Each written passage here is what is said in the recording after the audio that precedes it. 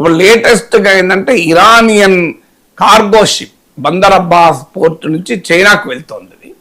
So ఎందుకంటే ఇరాన్కు చైనాకు మధ్య ఆయిల్ ట్రేడ్ ఇతర ట్రేడ్ నడుస్తుంది.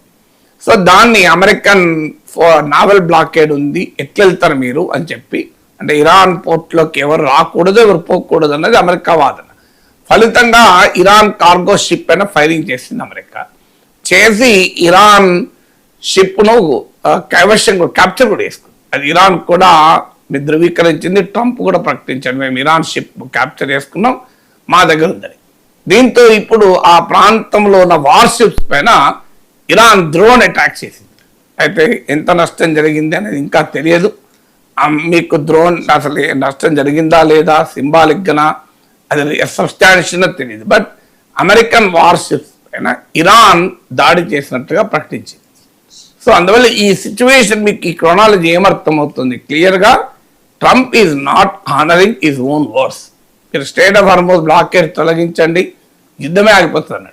కానీ ఇప్పుడు స్టేట్ ఆఫ్ హార్మోజ్ బ్లాకేడ్ తొలగించాక కూడా యుద్ధం ఆపకపోగా నావల్ బ్లాకేడ్ కూడా ఆపనని చెప్పి మీకు ఇరాన్ నుంచి చైనాకు వెళ్తున్న షిప్ పైన ఫైరింగ్ చేస్తే ఇప్పుడు ఇరానే ఈ స్థాయిలో రియాక్ట్ అయి మళ్ళీ చర్చలకు రామని ప్రకటించింది.